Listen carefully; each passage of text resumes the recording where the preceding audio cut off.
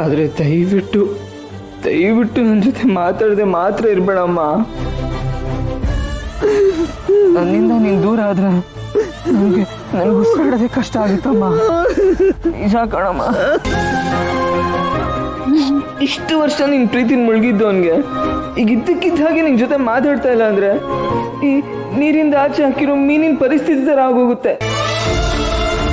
ಈ ಕ್ಷಣದವರೆಗೂ ನಾನು ವಿಲ ಅಂತ ಒದ್ದಾಡ್ತಾ ಇದ್ದೆ. ಅಮ್ಮ ಮತ್ತೆ ಇನ್ನೊಂದ್ಸತಿ ನನ್ನ ಜೊತೆ ಮಾತಾಡದೆ ಇರ್ಬೇಡಮ್ಮ. ಪ್ಲೀಸ್ ಕಣಮ್ಮ. ನಿನ್ಗೆ ಏನಾದ್ರೂ ಬೇಜಾರಾಗಿದ್ರೆ ದಯವಿಟ್ಟು ಕ್ಷಮಿಸ್ಬಿಡಮ್ಮ. ಅಯ್ಯೋ ನನ್ನ ಕಂದನ್ನ ನಾನೇ ತಪ್ಪಾಗಿ ತಿಳ್ಕೊಂಬಿಟ್ನಲ್ಲ. ಇದನ್ನೆಲ್ಲ ಮುಂಚೆನೆ ಹೇಳ್ಬಾರ್ದಾಗಿತ್ತೇನೋ. ನಿಜವಾಗ್ಲೂ ಕ್ಷಮಿಸ್ಬೇಕಾಗಿರೋದು ನೀನು ನನ್ನನ್ನ ಕಣಪ್ಪ. ನನ್ನ ಮಗನ ಮೇಲೆ ಹಿಂದೆ ಗೊತ್ತಿಲ್ದೆ ಮುಂದೆ ಗೊತ್ತಿಲ್ದೆ ನನ್ನ ಮಗ ಎಂತವನು ಅಂತ ಗೊತ್ತಿದ್ದು ಆ ಪಂಜಿ ಅಂತ ನನ್ನ ಮಗನ ಮೇಲೆ ಅನುಮಾನ ಪಟ್ಬಿಟ್ನಲ್ಲ ನಾನು. ನಿಜವಾಗ್ಲು ನೀನ್ ನನ್ನನ್ನು ಕ್ಷಮಿಸ್ಬೇಕಪ್ಪ, ನನ್ನನ್ನು ಕ್ಷಮಿಸ್ಬೇಕು. ಹಂಗೆಲ್ಲ ಹೇಳ್ಬೇಡಮ್ಮ, ಆ ಥರ ಮಾತಾಡ್ಬೇಡಮ್ಮ. ನೀನು ನಿನ್ ಬಾಯಿಂದ ಸುಬ್ರಹ್ಮಣ್ಯ ಅಂತ ಕರೆಸ್ಕೊಳ್ದೆ ಹೋದ್ರೆ ನನ್ನ ಹೆಸರೇ ಮರ್ತು ಹೋಗುತ್ತೆ ನನಗೆ. ನೋಡ, ಈ ಕೈಯಿಂದ ನನ್ನ ಕೈ ತುತ್ತು ತಿಂದಿಲ್ಲ ಅಂದ್ರೆ ನಾನು ತಿನ್ನೋ ಅನ್ನನೇ ಇಳಿಯಲ್ಲ ಕಣಮ್ಮ.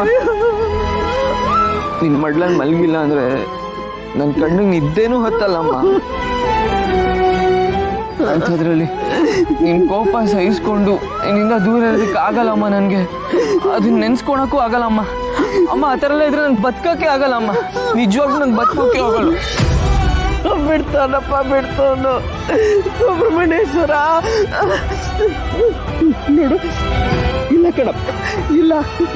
ಯಾರಿಂದನೂ ಏನು ಆಯ್ತು ಅಂದ್ಬಿಟ್ಟು ನನ್ನ ಮಗನ ನಾನು ಯಾಕೋ ಕಳ್ಕೊಳ್ಳಿ. ಇಲ್ಲ, ಇನ್ಮೇಲೆ ನಾವು ದೂರ ಆಗಲ್ಲ, ನಾನೇನು ದೂರ ಮಾಡ್ಕೊಳ್ಳಲ್ಲ. ನಿನ್ ಸುಬ್ರಹ್ಮಣ್ಯ ಕಣೋ, ನನ್ನ ಮಗ. ನೀನ್ ಚಿಕ್ಕವನಿದ್ದಾಗ ತಪ್ಪಿಸ್ಕೊಂಡ್ಬಿಟ್ಟಿದೆ. ಇದೇ ಸುಬ್ರಹ್ಮಣ್ಯನ್ ದಯದಿಂದ ನಿನ್ ಸಿಕ್ಕಿತ್ತು. ಈಗ ನಾವು ದೂರ ಆಗಿದ್ವಿ. ಇದೇ ದೇವಸ್ಥಾನದಿಗೆ ನಮ್ಮನ್ನ ಕರ್ಸ್ಕೊಂಡು ನಮ್ಮನ್ನ ಒಂದ್ ಮಾಡ್ದ. ಇನ್ಯಾವತ್ತೂ ದೂರ ಆಗಲ್ಲ ಕಣಪ್ಪ, ದೂರ ಆಗಲ್ಲ. ಸುಬ್ರಹ್ಮಣ್ಯೇಶ್ವರ, ನನ್ನ ಮಗ ನನಗೆ ಸಿಕ್ಬಿಟ್ಟ.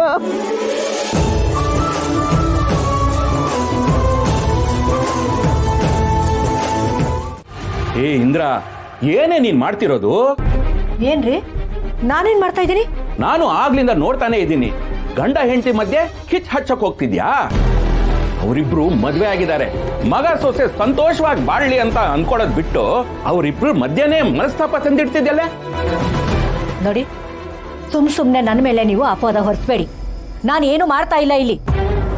ನನ್ನ ಮಗನ್ನ ಚೆನ್ನಾಗಿ ನೋಡ್ಕೊಳ್ಳಿ ಅಂತ ಸೊಸೆಗೆ 2 ಮಾತು ಹೇಳಿದೆ ಅಷ್ಟೇ. ನನಗೆಲ್ಲ ಗೊತ್ತು ಕಣೆ ಇಂದ್ರ, ನನ್ನನ್ನೇನು ದಡ್ಡ ಅನ್ಕೋಬೇಡ. ಆ ವಿಶಾಲಮ್ಮ ಪದ್ಮನಾಭ ಅವರು ನಮ್ಮನ್ನ ನಂಬಿ ಅವ್ರ ಮನೆ ಹೆಣ್ಮಗಳನ್ನ ನಮ್ಮ ಮನೆಗೆ ತುಂಬಿಸ್ ಹೋಗಿದ್ದಾರೆ. ಅವ್ರ ನಂಬಿಕೆಗೆ ಧಕ್ಕೆ ತರಬೇಡ. ನಂಬಿಕೆನಾ ರೀ? ಅವರು ನಂಬಿಕೆ ದ್ರೋಹಿಗಳು ಕಣ್ರಿ. ಎಲ್ಲ ಸರಿ ಇದ್ದಿದ್ರೆ ಇಷ್ಟೊತ್ತಿಗೆ ನನ್ನ ಮಗಳು ಆ ಮನೆಯಲ್ಲಿ ಸೊಸೆ ಆಗಿರ್ತಿದ್ಲು. ಗೊತ್ತಿದ್ಯಾ ನಿಮ್ಗೆ? ಲೇ ಇಂದ್ರ, ಆಗೋಗಿದ್ದನ್ನ ಮತ್ತೆ ಯಾಕೆ ಕೆದಕ್ತೀಯಾ? ನೀವೆಲ್ಲ ಒತ್ತಾಯ ಮಾಡಿತಾನೆ ಆ ಸುಬ್ಬನ್ ಒಪ್ಸಿದ್ದು. ಮನಸ್ಸಿಲ್ದೆ ನನ್ನ ಮಗಳು ಆ ಸುಬ್ಬನ್ ಮದ್ವೆ ಆಗಿದ್ದಿದ್ರೆ ಅವಳ ಸಂತೋಷನೂ ಹಾಳಾಗ್ತಿರ್ಲಿಲ್ವಾ? ಆಗೋದೆಲ್ಲ ಒಳ್ಳೇದಕ್ಕೆ ಕಣೆ ಇಂದ್ರ. ಎಲ್ಲಾನು ಮರ್ತು ಮಗ ಸೊಸೆ ಚೆನ್ನಾಗಿರೋಕ್ ಬಿಡು. ಇಲ್ಲ ಅಂದ್ರೆ ಏನ್ರಿ? ಏನಿಲ್ಲ ಅಂದ್ರೆ ಆ ಶ್ರಾವಣಿ ಹಠಮಾರಿ ಹೆಣ್ಣು.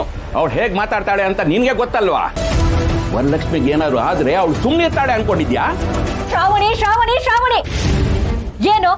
ಆ ಶ್ರಾವಣಿ ದೇವಲೋಕದಿಂದ ಇಳಿದು ಬಂದಿದ್ದಾಳ? ಅದೇನಾಗುತ್ತೋ ಹಾಗೆ ಬಿಡ್ಲಿರಿ. ಅವಳ ನೋಡೇ ಬಿಡ್ತೀನಿ. ನನ್ನ ಮಗನ್ ತಲೆ ಕೆಡ್ಸಿ ಮದುವೆ ಮಾಡ್ತಿದ್ಲಲ್ಲ, ಇದನ್ನ ನಾನ್ ಹೇಗ್ ಸಹಿಸ್ಕೊಂಡಿದ್ದೀನೋ ಹಾಗೆ ನನ್ನ ಕೋಪನು ಅವರೆಲ್ಲರೂ ಸಹಿಸ್ಕೋಬೇಕು. ನಾನಿರೋದೆ ಹೀಗೆ ರೀ. ನಾನು ಬದಲಾಗಲ್ಲ. ಇದು ನನ್ನ ಮನೆ. ನನ್ನ ಮನೆಯಲ್ಲಿ ನಾನು ಹೇಗಿರ್ಬೇಕೋ ಹಾಗೆ ಇರ್ತೀನಿ. ಅದ್ಯಾರು ಬಂದು ಅದೇನ್ ಮಾಡ್ತಾರೋ ನಾನು ನೋಡೇ ಬಿಡ್ತೀನಿ. ದೊಡ್ಡದಾಗಿ ಬಂದ್ಬಿಟ್ರು ಮಾತಾಡಕ್ಕೆ. ಇದು ನನ್ನ ಮನೆ ಅನ್ಕೊಂಡು ನಿನ್ ಮನೆ ನೆಮ್ಮದಿನ ನೀನೇ ಕಳೀತಿದ್ಯಲ್ಲ ಇಂದ್ರ. ಪಾಪ ವರಲಕ್ಷ್ಮಿ, ಅವಳು ಈ ಮನೆಗೆ ಬೆಳಕಾಗಿ ಬಂದಿರೋಳು. ಈ ಮನೆನ ಬೆಳಗ್ಬೇಕಾದವಳು. ಅವಳು ಕಣ್ಣಲ್ಲಿ ನೀರು ತರಿಸಿದ್ರೆ ನಮಗ್ ಒಳ್ಳೇದಾಗಲ್ವೇ?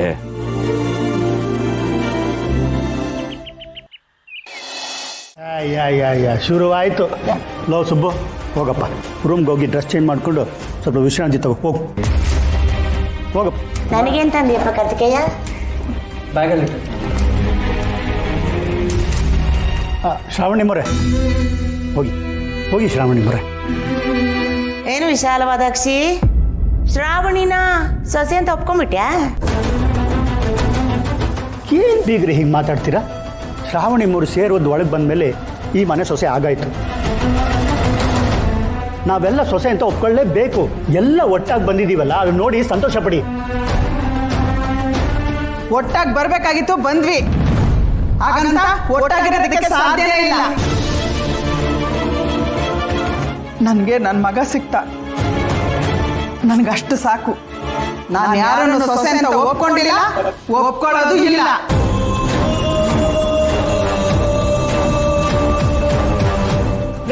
ರೇ ವಿಶಾಲು,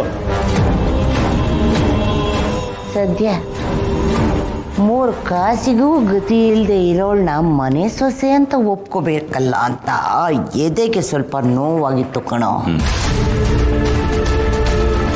ಈಗ ಸಮಾಧಾನ ಆಯ್ತು. ನೀವೆಲ್ಲರೂ ಒಟ್ಟಿಗೆ ಬಂದಿದ್ದು ನೋಡಿ ತುಂಬಾ ಸಂತೋಷ ಆಗ್ತಿದೆ. ಅನಂತ ಶಯನ ತಮ್ಮನವ್ರೆ, ಅಮ್ಮೋರೆ ನೀವು ಹೋಗಿ ಅಮ್ಮೋರೆ, ಹೋಗಿ ಅಮ್ಮೋರೆ.